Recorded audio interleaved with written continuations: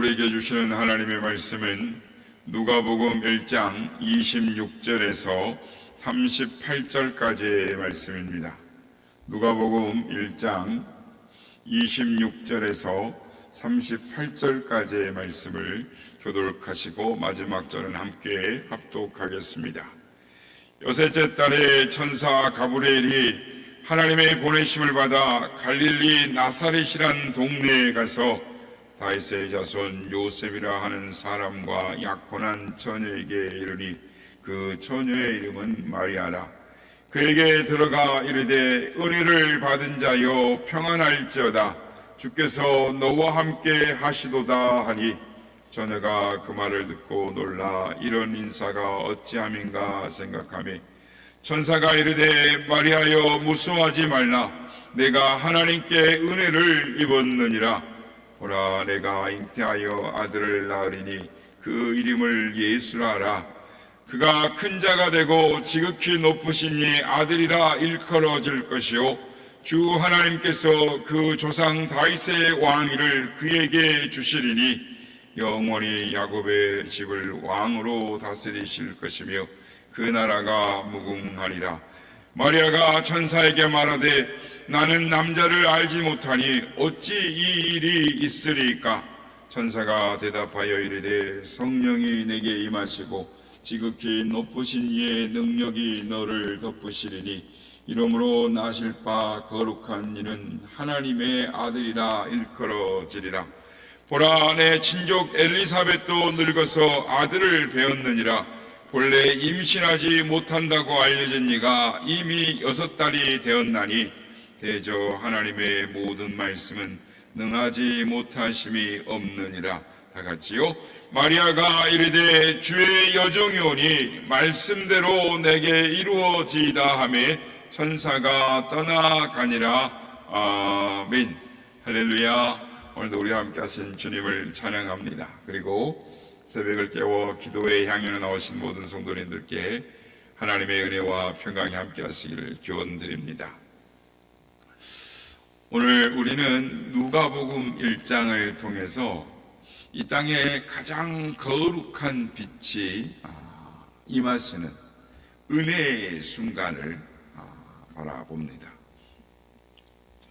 우리는 살아가면서 뜻하지 않는 인생의 결정적인 위기나 변화를 마주하게 됩니다. 그럴 때 자연스럽게 사람의 마음에 두려움이 찾아오고 내 안위와 안전지대를 찾는 지키고자 하는 본능적인 마음이 생기기 마련입니다. 나 자신을 보호하고 손해보지 않으려는 것은 연약한 인간의 지극히 자연스러운 모습인 것입니다. 오늘 본문에 등장하는 마리아 역시 그러한 한계, 인간적인 한계와 공포 앞에 서 있던 한 연약한 인간에 불과했습니다. 누가복음의 저자인 누가는, 의사였던 누가는 극도로 철저하게 이 사건을 기록을 하고 있습니다. 그런 누가의 눈에 비친 이 예수님의 탄생은 인간의 이성을 초월하는 하나님의 이 초대형 사건이었습니다. 오늘 본문은 가브리엘 천사가 갈릴리 나사렛에 사는 처녀 마리아를 찾아오면서 시작이 됩니다. 천사는 기가 막힌 메시지를 전합니다. 내가 잉태하여 아들을 낳으리니 그 이름을 예수라 하라.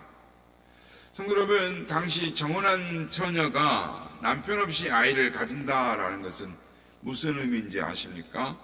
그것은 단순한 가문의 수치가 아닙니다. 율법에 따라 온 동네 사람들에게 돌에 맞아 죽을 수 있는 사형 선고였습니다. 처녀의 몸으로 임신을 한다라는 것은 자신의 꿈과 미래 그리고 목숨까지 걸어야 하는 절체절명의 위기였습니다. 자신의 인생의 모든 안전지대가 무너지는 순간이었습니다.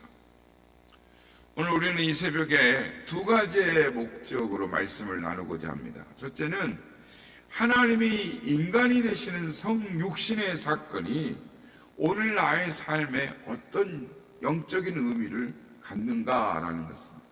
두 번째는 내 삶의 위기가 계산을 뛰어넘어서 하나님을 내 삶으로 받아들이는 마리아의 절대 순종의 신앙을 우리 영혼에 깊이 새기는 것입니다. 그렇다면 성도 여러분, 마리아는 어떻게 자신의 목숨이 위태로운 상황에서 이 기가 막힌 하나님의 초대에 응할 수가 있었을까요? 그 첫 번째 비결은 바로 내 눈앞의 형편보다 하나님의 약속의 말씀을 크게 믿는 순종에 있습니다. 내 생각과 상식을 완전히 내려놓고 하나님의 말씀을 있는 그대로 내게로 가져오는, 받아들이는 순종이었습니다. 오늘 우리는 이 마리아의 고백을 다루기 전에 우리는 우리의 현실의 모습을 먼저 정직하게 돌아보게 되는 것입니다. 우리의 눈앞에 커다란 벽, 문제의 벽이 막아서게 되면 우리는 본능적으로 내 경험과 한계를 가지고 계산을 하면서 낙심을 하는 것이죠. 세상의 논리와 내가 안전하고 모든 조건이 갖추어져야 내게 기회가 온다. 내가 움직일 수 있다. 아니, 내가 뭔가를 할 수 있다라고 생각을 하게 된다는 것이죠. 그러나 영의 세계에서는 세상의 계산을 뒤흔드는 놀라운 반전의 역사, 반전의 법칙이 있는 것입니다. 내가 의지하던 세상의 줄을 내려놓을 때 비로소 나를 붙드시는 하나님의 능력이 나타납니다. 내 자존심과 내 판단을 내려놓는 바로 그 순간 하나님 나라의 기적이 시작이 되는 것입니다. 세상에서 보면 손해요 위기 같지만 하나님 편에서 보면 최고의 축복을 부어주시는 은혜의 통로가 시작되는, 열리는 것이죠. 마리아는 천사의 말을 듣고 처음에 이렇게 질문을 합니다. 나는 사내를 알지 못하니 어찌 이 일이 있으리까? 솔직하고 당연한 물음인 것입니다. 현실적인 당면 과제인 것입니다. 이때 가브리엘 천사가 단호하게 선포합니다. 성령이 내게 임하시고 지극히 크신 이의 능력이 너를 덮으리니 그렇습니다. 내 능력으로는 불가능한 것이죠. 그러나 성령이 임하시면 가능한 것입니다. 내 경험으로는 막혀 있습니다. 그러나 지극히 높으신 하나님의 권능이 나를 덮으면 역사가 일어나는 것이죠. 환경이 변하는 것입니다. 하나님의 능력이 나와 함께 하시면 환경이 굴복하는 것입니다. 그렇습니다. 내 뜻과 내 계산이 완전히 꺾여버리는 그 자리, 내 안전지대가 무너지는 그 자리, 하나님의 초청에 응하고 하나님의 말씀을 내 삶으로 가져오는, 받아들이는 그 순간 그 자리는 하나님의 거룩하신 무대가 되는 것입니다. 내 눈앞에 어두운 환경을 보지 말고 나를 향하신 하나님의 약속을 바라보아야 하는 것입니다. 열왕기하 5장에 보면 아람 나라의 군대 장관 나만의 이야기가 나옵니다. 그는 나라를 구한 영웅이었지만 문둥병에 걸려 죽어가던 자였습니다. 엘리사 선지자가 요단강에 몸을 7번 담그라 했을 때 그는 처음에 분노했습니다. 자존심이 상했기 때문이죠. 우리나라의 물이 훨씬 깨끗하다 분노하며 돌아서려고 했습니다.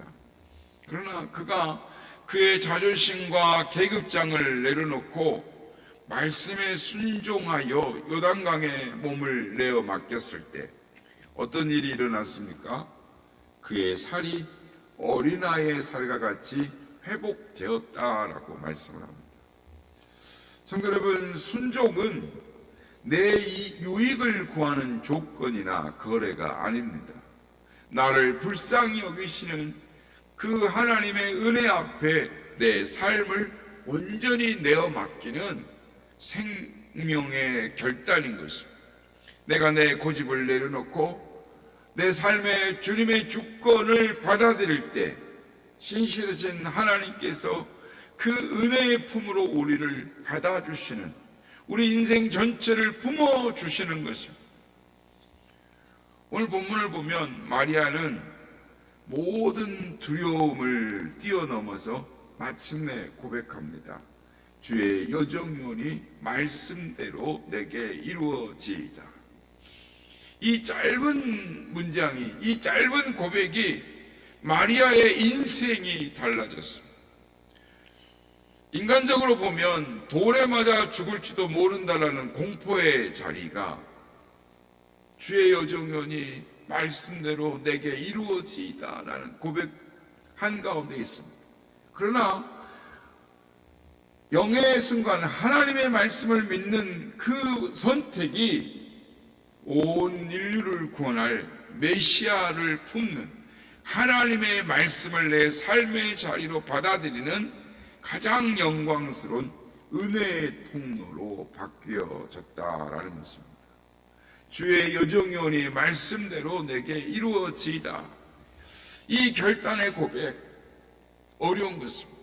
그러나 이 결단의 고백을 하게 될 때 세상은 마리아에게 사형 선고를 내리지만 하나님의 말씀은 마리아에게 생명의 보증을, 하나님의 영광의 돌보심을, 인도하심을 약속을 하시는 것입니다.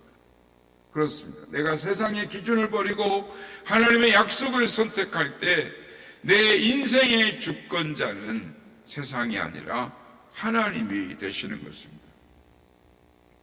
그렇다면 사랑하는 여러분, 마리아는 어떻게 자신의 목숨과 인생을 건 이 순종의 자리로 나아갈 수가 있었을까요?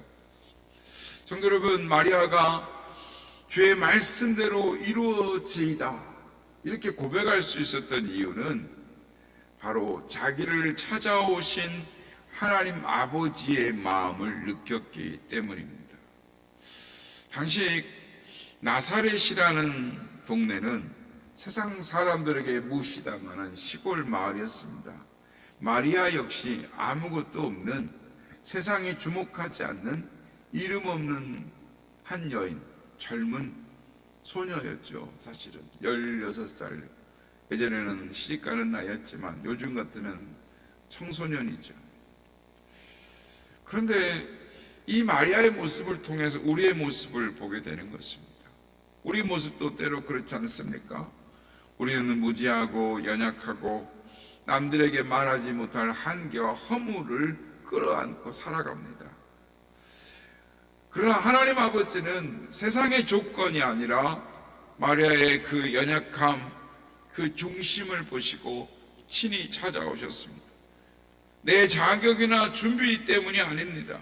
우리의 연약함에도 불구하고 우리를 찾아오셔서 용서해 주시고 회복시켜 주시는 그 크신 사랑, 자녀를 향한 아버지의, 하나님 아버지의 마음인 것입니다.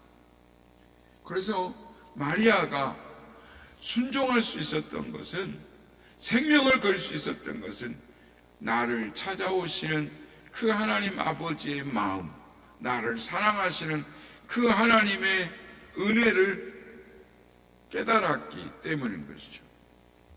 천사는 마리아에게 이 사실을 확증해 줍니다. 보라, 내 친족 엘리사벳도 늙어서 아들을 배었느니라. 본래 임신하지 못한다 알려진 이가 이미 6달이나 되었느니라. 세상은 늙었다, 끝났다, 불가능하다라고 말합니다. 그러나 하나님은 선포하시는 것입니다. 대저 하나님의 모든 말씀은 능하지 못하심이 없느니라. 창세기 18장에 90세 된 사라가 속으로 웃을 때도 하나님이 물으셨습니다. 여호와께 능하지 못할 일이 있겠느냐? 그 약속대로 이삭을 주셨습니다.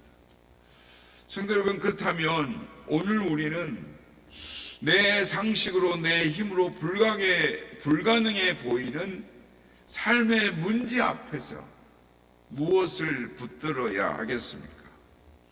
내 이성과 계산으로 이제 끝났다 싶을 때 바로 그 자리가 성령 하나님이 일하시는 복음의 무대인 것입니다. 내 연약함과 한계를 정직하게 인정하고 십자가 앞에 내 삶을 내어 드릴 때 나로서 할 수 없는 그 일을 하나님의 말씀이 친히 내 삶에서 그 말씀이 이루어 내시는 것입니다. 사랑하는 여러분, 오늘 이 아침 우리는 나 자신에게 정직하게 질문해 보아야 하는 것입니다.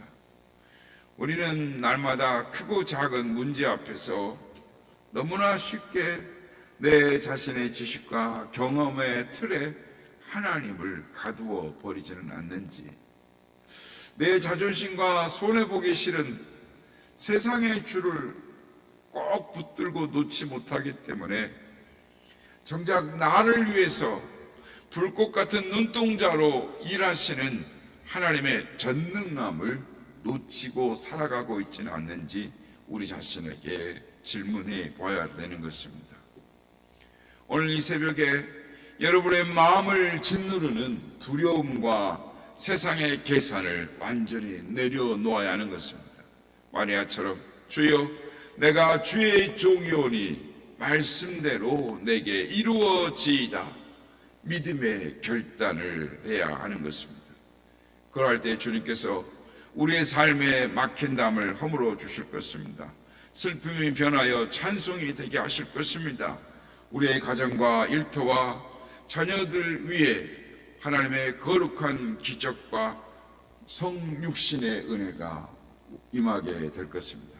바라기는 주의 말씀을 내 삶으로 가져옴으로, 내 삶의 받아들임으로 이러한 하나님의 은혜가 풍성하게 임하시는 우리 모두가 다 되시기를 예수님의 이름으로 축복합니다.